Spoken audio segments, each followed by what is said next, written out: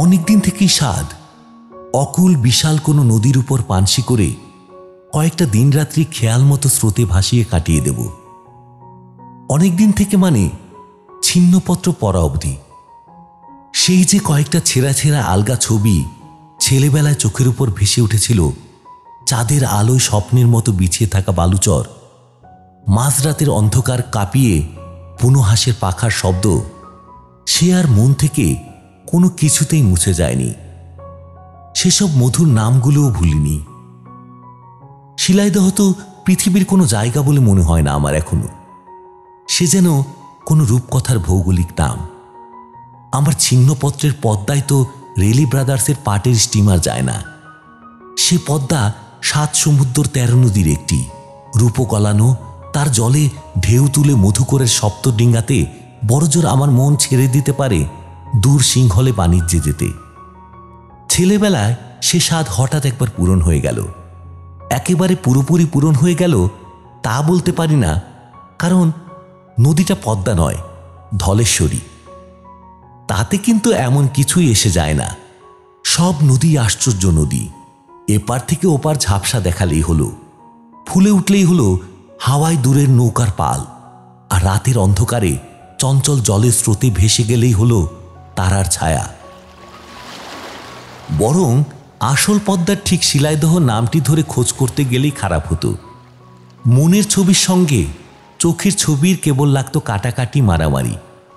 আমার স্বপ্ন যেত ভেঙে, আর স্মৃতিও জমতো না মধুর করে। আর আমার ধলেশ্বরীর বা অভাব কিসের? সেও ছোটখাটো রণঙ্গিনীর মূর্তি ধরে বর্ষার প্লাবনে ভাঙন ধরায় লোকালয়ের কূলে। তার বুকে চর জাগে, স্বপ্নের মতো চখাচখির ডাকে তার দুকুল কেঁদে উঠে অন্ধকার রাত্রে। মাঝারি সাইজের একটা পানসি ভাড়া করে নিলাম। মাঝি মাল্লা চাকর বাকর নিয়ে সব শুদ্ধ আমরা 6 জন মাত্র। এত লোকেরও বুঝি দরকার ছিল না। বিনা তাড়াহুড়োয় ধীরে সুস্থে যেমন খুশি ভেসে যাওয়াই ছিল আমাদের কাজ। বড় বড় গঞ্জে কি লোকালয়ে, ভিড় করা ঘাট নয়, শূন্য নির্জন তীরে তীরে, শুধু পাখির ঝাঁক বসা চড়ার ধারে ধারে। তার জন্যে একা চরণ মাঝেই যথেষ্ট। অধিকাংশ সময়ই তো আর সবারই ছুটি। একা চরণ বসে থাকে হালে কাঠের মূর্তির মতো। শুধু যখন মেঘনার মোহনায় গিয়ে পড়বার উপক্রম হলো, তখন স্রোতের উজান ঠেলে যেতে দ্বারে হাত দিতে হয় অন্য মাঝিদের। ছিন্নপত্রের স্বপ্নের কুয়াশা মনের মধ্যে না থাকলে পানসির জীবন বেশ পানসে হয়ে উঠতে পারত। গরমিল তো কম নয়। ছিন্নপত্রের পদ্মায় কচুরিপানার কুৎসিত জঙ্গল দেখেছি বলে মনে পড়ে না।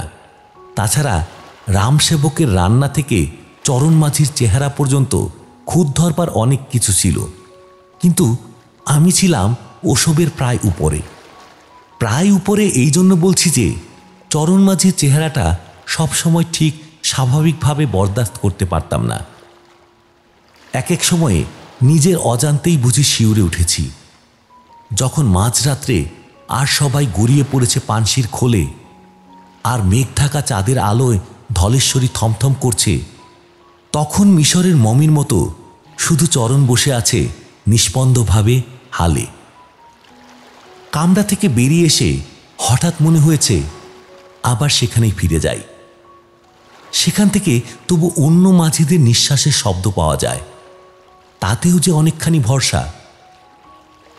সত্যি জ্যান্ত মানুষের এমন অদ্ভুত মরা চেহারা হতে পারে এ আমি আগে কখনো জানতাম না। রং তার কালো বলে নয়, কালো তো সব মাঝি, কিন্তু তার চামড়ায় যেন অপার্থিব বিবর্ণতা, যেন অনেকদিন মাটির তলায় সে চাপা পড়েছিল। এই সবেমাত্র যেন উঠে এসেছে শ্যাওলা ধরা ভিজে মাটি গা থেকে মুছে। লোকটার ধরন ধারণও অদ্ভুত। কথা সে খুবই কম বলে। অত্যন্ত ভারী হাড়ির মতো গলায় শুধু একটু একটু হাঁ না ছাড়া আর কিছু বলতে শুনেছি বলে মনে পড়ে না। অন্য মাঝিদের সাথে তার মেলামেশা নেই, তবুও সবাই যেন একটু সভয়ে তাকে সমীহ করে দূরে রেখে চলে। তার কারণ অবশ্য কেবল তার মরা চামড়া নয়, দৈত্যের মতো বিশাল চেহারার জন্যেও।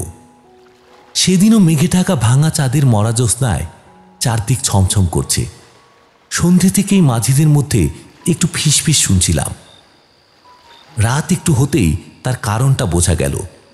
একজন মাঝি সাহস করে এগিয়ে এসে কান মাথা চুলকে আমতা আমতা করে জানালো যে, মানে আপনি যদি আমাদের একটু ছুটি দেন তাহলে আমরা একটু ভালো যাত্রা শুনে আসব। যাত্রা কোথায় হচ্ছে? আগে এই খানিক আগে যে গঞ্জ পেরিয়ে এসেছি সেখানেই ভারী নামজাদা এক দল এসেছে। এমন যাত্রা শুনবার ভাগ্য এ তল্লাটে সহজে মেলে না। আমার মুখে ভরসা পেয়ে সে বলল, আপনিও চলেন না আমাদের সঙ্গে? না মাছিরপো, আমারও তো শখ নেই, তবে তোমরা শুনে আসতে পারো, ইচ্ছে হয়েছে যখন। কিন্তু গঞ্জের ঘাটে তো আমি একা থাকতে পারবো না। মাঝি তৎক্ষণাৎ খুশি হয়ে জানালো যে, আপনাকে কষ্ট দেব না, এইখান থেকে কতটুকু আর পথ, আমরা পাড় দিয়েই হেঁটে যাব। যাত্রা ভাঙলেই ফিরে আসবো ভোরবেলায়। কিন্তু আপনার ভয় করবে না তো? তা যদি একটু করে মন্দ কি? মাঝি সাহস দিয়ে জানালো, এখানে ভয়ের অবশ্য কিছুই নেই।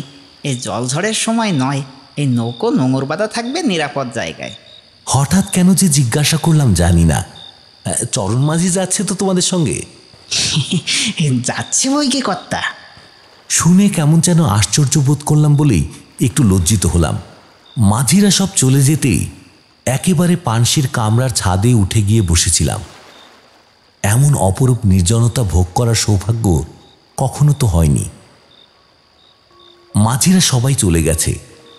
হিন্দুস্তানি ঠাকুর রামসেবকও পর্যন্ত গেছে হুজুকে পড়ে। দূরে কোথাও একটা দুটো নৌকার আলো পর্যন্ত নেই। বিশাল ধলেশ্বরীর বুকে আমি একা। এ কথা ভাবতেও কেমন যেন পুলকের রোমাঞ্চ হয়। ঠিক পুলকের রোমাঞ্চ, কিন্তু পরে সেটা রইল না। রাত্রির নির্জনতায় ধ্যান করতে করতে কখন বোধহয় একটু ঘুমিয়ে পড়েছিলাম। উঠে দেখি চারিদিকে দৃশ্য বেশ বদলে গেছে। ভাঙা চাঁদ পশ্চিমের দিগন্তে ঢলে পড়ে কেমন যেন ফ্যাকাশে হলদে হয়ে উঠেছে। সেই ফ্যাকাশে হলদে চাঁদের আলোয় কুলহীন ধলেশ্বরীর রুগ্ন মলিন চেহারাটা ভারী অস্বস্তিকর লাগল। একটা নাম না জানা পাখি দূর আকাশে কিরকম আর্তনাদের মতো ডাক ছেড়ে উড়ে গেল। শিউরে উঠলাম একটু। বুঝলাম এতক্ষণ এই খোলা জায়গায় শুয়ে ঘুমোনো উচিত হয়নি। অনেকক্ষণ হিম খেয়ে শরীরটা কেমন যেন ম্যাজম্যাজে হয়ে উঠেছে, মনটাও সেই সঙ্গে। উপর থেকে নামতে যাচ্ছি, হঠাৎ থমকে গেলাম। এদিকে এত বড় একটা বিশাল পরুবাড়ি ছিল নাকি? বাড়ি না বলে তাকে প্রাসাদই অবশ্য বলা উচিত। ফাটল ধরা বিশাল দেয়ালগুলো হুমড়ি খেয়ে পড়েও এখনো যেন আকাশ আড়াল করে আছে। বুঝলাম এতক্ষণে জ্যোৎস্নার অস্পষ্ট আলোয় এই পৌর প্রাসাদ কুয়াশায় মিশেছিল। চাঁদ এখন তার পিছনে গিয়ে পড়তেই অন্ধকারের দৈত্যের মতো জেগে উঠেছে। এই পৌরপ্রাসাদ সম্বন্ধে কাল মাঝিদের কাছে খোঁজ নিতে হবে ভেবে আবার নামতে গিয়েও থামতে হলো। পেছনে কি একটা ঝনঝন করে শব্দ হলো যেন। সত্যি বলছি, এবার ফিরে চেয়ে গায়ে একটু কাঁটা দিয়ে উঠেছিল। নিজেকে একেবারে একা বলে জানবার পর হঠাৎ পেছনে ফিরে আরেকটি লোককে অপ্রত্যাশিতভাবে আবিষ্কার করলে গায়ে কাটা দেওয়া অস্বাভাবিক বোধ হয় না। এ কি চরণ?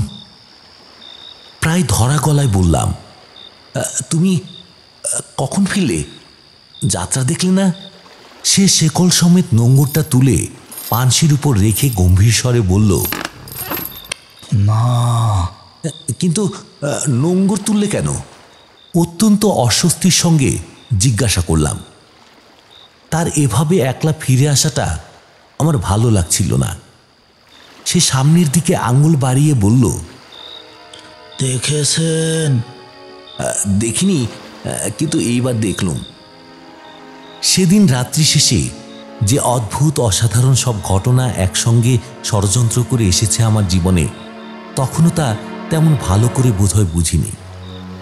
পাড়ের উপর জলের একেবারে কিনারায় একটি দীর্ঘ নারী মূর্তি ব্যাকুলভাবে আমাদের হাত নেড়ে ডাকছে। কেউ জানো নাকি? প্রায় চিৎকার করে উঠলাম বিস্ময়ে উত্তেজনায়। হাল ঘুরিয়ে নৌকো সেই পাড়ের কাছে ভিড়াতে চরণ শুধু নিঃশব্দে মাথা নাড়ল। পাড়ে ভিড়তে না ভিড়তে মহিলাটি যেন পাগলের মতো ঝাঁপিয়ে এসে পানসিতে উঠলেন। আমার কাছে এসে তারপর ভীত ব্যাকুল স্বরে বললেন, আমায় বাঁচান, আমায় বাঁচান, দোহাই আপনার, আমায় বাঁচান। সে অবস্থায় যতদূর সম্ভব স্থির হয়ে বললাম, আমার যতদূর সাধ্য চেষ্টা করব, কিন্তু কি ব্যাপার আমার একটু জানা দরকার। আপনি আমার সঙ্গে কামরায় চলুন। আঁচল ঢাকা দিয়ে কি যেন একটা ভারী জিনিস তিনি বয়ে এনেছিলেন। কামরায় চৌকাঠের কাছে সেইটের ভারে একটু হোঁচট খেতে ভদ্রতা করে বললাম, ওটা বড্ড ভারী বোধ হয়, আমার হাতে দিতে পারেন। তিনি এ কথায় এমন আঁতকে উঠে পিছু হটে দাঁড়াবেন জানলে নিশ্চয়ই ও কথা বলতাম না। তাই একটু বিমূঢ়ভাবেই নিজের কামরায় ঢুকে লণ্ঠনটা আরও একটু উজ্জ্বল করে দিলাম। নিজের ব্যবহারে তিনিও বোধহয় একটু লজ্জিত হয়েছিলেন। ঘরে ঢুকে আঁচলের আড়াল থেকে একটা অদ্ভুত আকারের বাক্স বের করে আমার সামনে রেখে তিনি বললেন, আমায় মাফ করবেন, আপনাকে অবিশ্বাস করা আমার উচিত হয়নি, কিন্তু কিন্তু ভয়ে ভয়ে এমনই হয়ে গেছি। মহিলাটিকে কামরার আলোয় এতক্ষণে ভালো করে দেখলাম। চেহারায় তার স্পষ্ট বড় ঘরের ছাপ, কিন্তু কথাবার্তার ধরন ধারণ যেমন তার অদ্ভুত, তেমনি অদ্ভুত তার পোশাক। যাই হোক, তখন সেসব নিয়ে মাথা ঘামানোর সময় নয়। বললাম, কি আছে ওতে?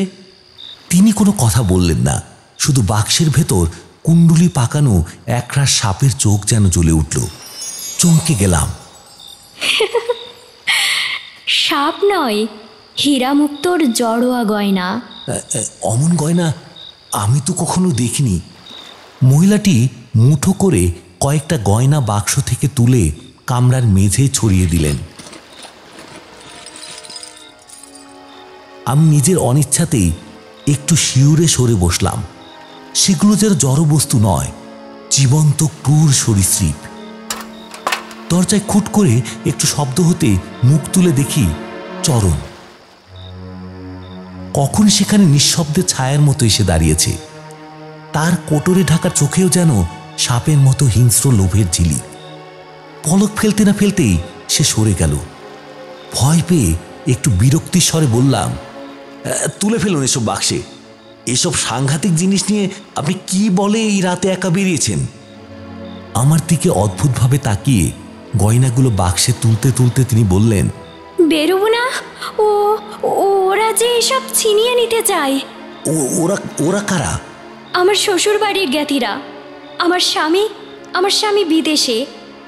ওদের এখন এই গয়নাগুলোর উপর অসীম লোভ। ওরা সব করতে পারে এগুলোর জন্যে, খুনও করতে পারে, কিন্তু কিন্তু আমি দেব না, কিছুতেই দেব না। রাত্রির অন্ধকারে গা ঢাকা দিয়ে তাই আমি পালিয়ে এসেছি। কিন্তু আপনি যাবেন কোথায়? যাব বাপের বাড়ি। ওরা আমায় দিন রাত আগলে রাখে, যেতে দেয় না। দোহাই আপনার 2 ক্রোশ মাত্র গেলে আমার বাপের বাড়ি। আমায় সেখানে পৌঁছে দিন। আপনি ব্যস্ত হবেন না, আমি ব্যবস্থা করছি বলে আমি কামরা থেকে চরণকে আদেশ দেওয়ার জন্য বেরোলাম। কিন্তু আশ্চর্য, চরণ যেন আগে থাকতেই সব জানে। সে হালে বসে আছে, নৌকো চলছে। বললাম, ক্রোশ 2 বাদে নৌকা থামিয়ে খবর নিও। নিশ্চলভাবে বসে কি যেন একটা অস্পষ্ট জবাব দিল। অত্যন্ত বিশ্রী একটা অস্বস্তি নিয়ে আবার আমি কামরায় ঢুকে বললাম, আমি বাইরে যাচ্ছি, আপনি এই কামরার ভেতর দরজা দিয়ে দিন। তিনি ব্যাকুলভাবে বললেন, না না, সে আরো ভয় করবে, আপনি সঙ্গে থাকুন। উত্তরে কিছু বলবার আগেই টলে গিয়ে চমকে উঠলাম। এ কি? নৌকো হঠাৎ ঘুরে গেল কেন? চরণ মাঝি হাল ছেড়ে দিয়েছে নাকি? পানসি নিজের খেয়ালে ঘুরছে। তাল সামলে উঠে বুঝলাম আমার আশঙ্কা মিথ্যে নয়। ডুবে যাওয়া চাঁদের বেশ ক্ষীণ আলোয় দেখলাম ঠিক যমদূতের মতো চরণ এসে কামরার দরজায় দাঁড়িয়েছে। কি হিংস্র লোভ তার অমানসিক চোখে ও মুখে! বুকের রক্ত হিম হয়ে যায় সেদিকে তাকালে। অপরিচিতা মহিলা আতঙ্কে চিৎকার করে বাক্সটি সজোরে বুকে আঁকড়ে ধরে উঠে দাঁড়ালেন। ছুটে বেরিয়ে এলেন বুঝি আমার কাছে সাহায্যের আশায়, কিন্তু বৃথা। আমি বাধা দিতে যেতেই সফল হাতের একটি মুষ্টিতে মাথা ঘুরে সজোরে পড়ে গেলাম কাঠের মেঝের উপর। মাথায় চোট খেয়ে তখন আমার কিরকম একটা আচ্ছন্ন অভিভূত অবস্থা। চোখের সামনে যা ঘটছে তা দেখতে পেলেও আমার যেন উঠে দাঁড়াবার ক্ষমতা নেই। গলার স্বর পর্যন্ত রুদ্ধ হয়ে গেছে। মহিলা প্রাণপণে তার মহামূল্য বাক্সটি রক্ষা করবার চেষ্টা করছেন, কিন্তু স্ত্রীলোক হয়ে সে দৈত্যের সঙ্গে তিনি পারবেন কি করে? ধীরে ধীরে বাক্সটি কায়দা করে নিয়ে চরণ তাকে নৌকোর ধারে ঠেলে নিয়ে যাচ্ছে। তিনি টলছেন একেবারে জলের কিনারায়। দারুণ হতাশায় শেষ শক্তি সংহত করে তিনি প্রচণ্ড একটা টান দিয়ে বাক্স শুদ্ধ জলে পড়ে গেলেন। সঙ্গে সঙ্গে তার দুশ্মনও। এতক্ষণ একসঙ্গে গলার স্বর আর দেহে সাড়া পেয়ে আমি চিৎকার করে ছুটে গেলাম পানসির ধারে। মহামূল্য বোঝায় ভারী সেই বাক্সের টানে দুজনেই তুলিয়ে যাচ্ছে নদীর অতলে। কেউ তবু ছাড়বে না তার দখল। সাঁতার জানি না, মহিলাটির সাহায্যে ঝাঁপিয়ে পড়েও কিছু করতে পারবো না। আমি আবার চিৎকার করে উঠলাম, যদি কোথাও কেউ থাকে তাই সাহায্যের আশা। চাঁদ ডুবে গিয়ে ভোরের প্রথম নীলচে আলো, তখন নদীর কুয়াশা তরল হয়ে যাচ্ছে। কটা ইলিশ মাছের ডিঙি বুঝি কাছেই ছিল। চিৎকার শুনে তারা কাছে এসে ভিড়ল। ব্যাকুলভাবে এক নিঃশ্বাসে তাদের যথাসম্ভব সমস্ত ঘটনা জানিয়ে যেখানে তারা দুজন ডুবে গিয়েছে সেই জায়গাটা দেখালাম। তারা প্রথমে গম্ভীর হয়ে শুনে হেসে উঠল। হেসে জানালো যে এইরকম আজগুবি ব্যাপার হতেই পারে না। এ যত ভারী জিনিসই হোক, এই একেবারে গায়ে বাঁধা না থাকলেই এ কাউকে একটানে ডুবিয়ে নিতে পারে না, তাও দুটো লোককে। হাতে ধরে কারাকারি করতে করতে এই ডুবলে দুজন না হোক একজন তো ভাসি উঠতই। আর তাছাড়া এই 2 ক্রোশ কেন, এদিক ওদিক এই 20 ক্রোশের ভেতর প্রাসাদের মতো কোনো পুরো বাড়ি নদীর ধারে নেই। দামি গয়না বাক্স সমেত ওরকম মেয়ে লোক আসবে কোথা থেকে? আমি রেগে উঠে বললাম, তবে কি আমি মিথ্যে বলছি? বৃদ্ধ গোছের একটি মাঝি একটা ডিঙির এক কোণে বসে এতক্ষণ নীরবে তামাক খেতে খেতে আমার কথা শুনছিল। তারা কিছু বলবার আগেই সে এগিয়ে এসে শান্ত স্বরে বলল, না বাবু, আপনি মিথ্যে বলেননি। আমি জানি আপনি জঙ্গল বাড়ির বউরানীকে দেখেছেন। তার সমর্থনে একটু ভরসা পেয়ে বললাম, জঙ্গলবাড়ির বউরানী? তুমি জানো তাহলে? কোথায় জঙ্গলবাড়ি বলো তো?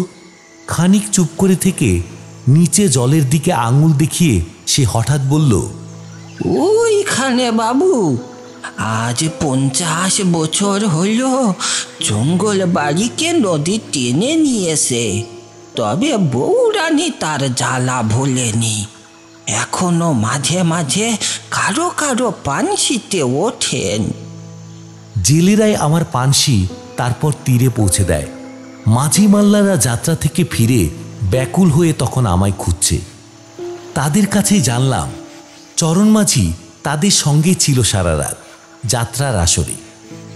বুঝলাম সব না হয় স্বপ্ন, কিন্তু আমার পানসির নোঙর কে তুলল? পানসির ভাড়া চুকিয়ে পরের দিনই কলকাতায় ফিরেছি। কাজ নেই আমার আর পানসি বিহারে। আমি ছিন্নপত্রই পরব।